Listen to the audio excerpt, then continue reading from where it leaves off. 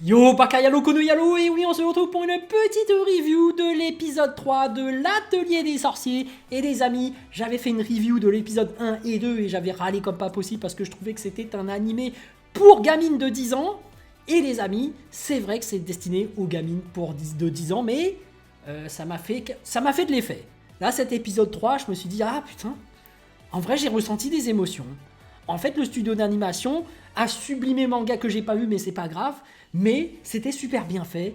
J'ai ressenti quelque chose. J'ai kiffé. Et en plus, ça racontait quelque chose. Donc, les amis, l'atelier des sorciers, au final, c'est pas mal. Hein, même si, en réalité, j'ai regardé sur Wikipédia, il s'agit d'un seinen. Je comprends pas pourquoi.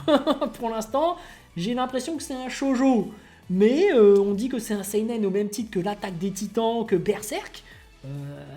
Parfois j'ai l'impression que ils se sont trompés de genre ou quoi. Ou est-ce que ça va pas partir en couille parce qu'on voit que dans l'atelier il y a que des gamines. Est-ce que le professeur va pas faire de l'abus? Toi-même tu sais, hein, on parle de seinen, donc là normalement bizarre. J'ai des trucs en alerte. Bref, avant de commencer la vidéo, instant auto-promo, oui, mon nouveau manga Wolfus Zero, disponible également et gratuitement sur Mangadrak, le lien est dans la description. Tu peux cliquer dessus et le lire, c'est légal, c'est gratuit, fais-toi plaisir. Et d'ailleurs, il y a également Watermana, mon autre manga, qui est également gratuit sur Mangadrak, fais-toi plaisir, va les regarder, après tu me fais un petit retour, et puis après voilà. Mais je sais que tu es là exprès pour la petite review de l'épisode 3 de l'Atelier des Sorciers. Bon, j'ai kiffé, hein, tout simplement, hein, même si voilà, Coco, personnage principal qui est une petite fille de 10 ans, si on a fait ce choix de personnage, c'est pour que tu t'identifies au personnage, et comme je ne suis pas la personne cible, bah bon, ça marche pas trop, mais on essaye, on est curieux de voir ce que ça va raconter, et ça raconte quelque chose, et c'est plutôt pas mal, et j'ai kiffé. Voilà, merci le studio.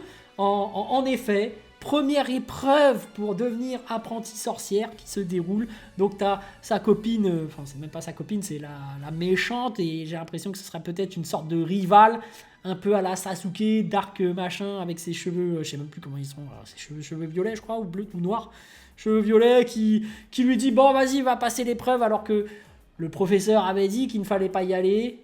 Elle le pousse, dégage, elle y va. Pauvre Coco innocente, elle croit que c'est sa pote, mais en fait non.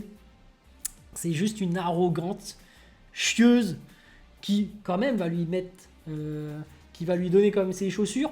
Mais elle sait très bien que en fait, même avec ses chaussures, parce que l'épreuve consiste à monter tout en haut d'une espèce de colline pour ramasser des fleurs, même avec ces chaussures-là, en fait, elle pourra pas aller aussi de haut. Parce que c'est la période des îles flottantes qui montent encore plus haut.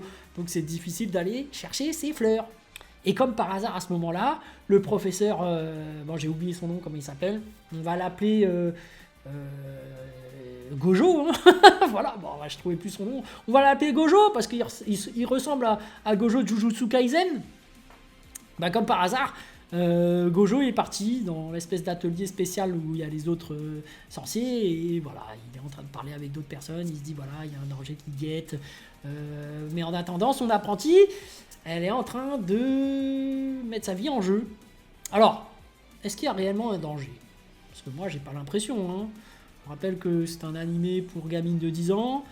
Coco arrive dans une forêt. Oh mon dieu, des arbres. Oh mon dieu, j'ai trébuché. Oh mon dieu, je suis tombé. Aïe aïe aïe, j'ai un peu mal. Je me relève. Il faut que j'affronte mes peurs, tu vois. Tu dis bon, ok, je tolère. Ensuite, elle arrive et elle voit que les fleurs sont en hauteur et elle essaye de voler. Et bon, c'est beau. On ressent l'amour que Coco a pour la magie.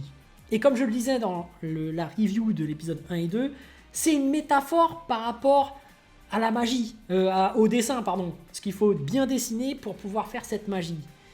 Et en fait, au début, elle utilise juste les chaussures, elle essaye de manier cette magie, elle n'y arrive pas, et au final, elle va trouver une astuce pour y arriver. Bon, la métaphore est bonne, elle est grande, grandiose, voilà, le dessin, la calligraphie, c'est cool, mais dans cet univers, qu'est-ce que ça raconte? C'est qu'il n'est pas accessible par tout le monde. Il faut être privilégié, il faut être de bonne famille, ce n'est pas tout le monde qui a le droit d'utiliser la magie, on le cache aux gens normaux, et si tu n'es pas de l'élite, tu n'as pas le droit de l'utiliser. Et c'est là que le message que ça raconte, c'est beau. C'est que, comme pour le dessin, quand tu veux écrire un manga, en fait, tout le monde peut le faire. Avoir un crayon, c'est accessible par tout le monde.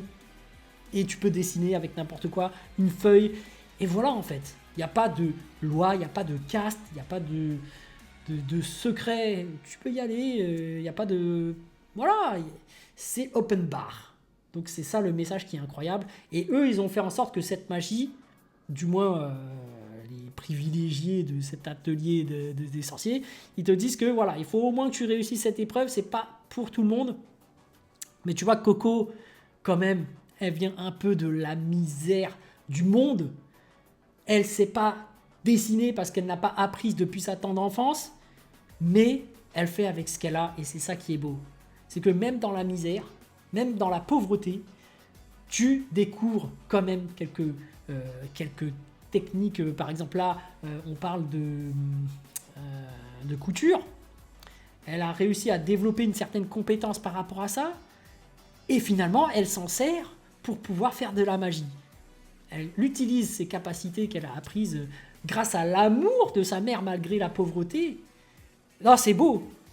Et finalement, elle réussit l'épreuve grâce à sa mère. Et puis ce passage incroyable où derrière, tu vois qu'il y a sa mère qui est avec elle en train de l'accompagner pour tirer le trait tout droit, pour essayer de mettre ce drap, ce sort au niveau de... Et puis c'était astucieux de pouvoir utiliser la magie au niveau d'un espèce de cape, de drap. Au début, elle a essayé de faire un espèce de bateau volant, mais au final, c'est devenu un cerf-volant. Bon, c'était beau, c'était magnifique, le message est beau, c'est bien fait. Et puis, il y a les OST, il y a l'animation qui est sublime. Et en plus, le message derrière aussi, c'est que même si elle est pauvre, elle a dû se battre pour réussir à avoir cette fleur. Parce qu'elle n'y est pas allée et elle a obtenu la fleur du premier coup. Elle a dû y aller à plusieurs reprises, à essayer de maîtriser son engin volant pour essayer de prendre la fleur. Alors, j'ai entendu dans les réseaux sociaux que c'était dans le manga, que j'ai pas lu, elle l'aurait saisi du premier coup. En plus, l'autre gamine là qui l'avait envoyé là-bas, l'avait réussi à 10 ans. Donc bon, quand même, je me dis... ouais, après, ça dépend de la plateforme. Est-ce qu'elle était vraiment basse ou pas ? S'il suffisait juste avec tes chaussures de monter dessus, ou même de grimper sans chaussures, oui, à 10 ans, peut-être que tu peux y arriver, mais en tout cas, dans cet épisode, le message est très beau parce que c'est une personne qui provient d'un autre monde, d'un monde pauvre, qui n'a pas accès à la magie, qui n'a pas étudié la magie depuis sa plus tendre enfance, qui a dû faire des efforts pour s'adapter, et que dans cette misère, en réalité, tout l'amour de sa mère lui avait permis d'acquérir une autre compétence, et elle s'en est servie astucieusement pour pouvoir réussir cette épreuve. C'est beau.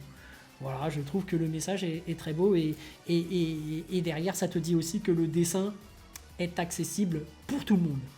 Ce n'est pas parce que tu es riche, ce n'est pas parce que tu as les moyens de t'acheter un crayon à 300 € avec de l'encre chimique, je ne sais quoi, qui peut te faire un dessin incroyable, que tu ne peux pas le faire avec un simple crayon de papier.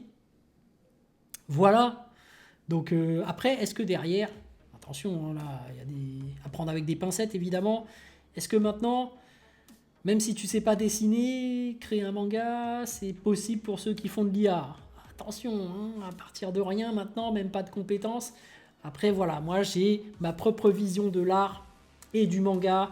Je pense effectivement que j'ai utilisé l'IA pour Watermana, j'ai utilisé l'IA pour Wolfus Zero, mais pour Wolfus, si tu veux vraiment faire de la qualité, faut absolument un dessinateur, un vrai artiste avec une vraie patte artistique, un vrai style, et c'est ce que j'ai fait. Par contre, pour les projets un peu, bon voilà, ça vous permet un peu de découvrir mon univers et mon histoire.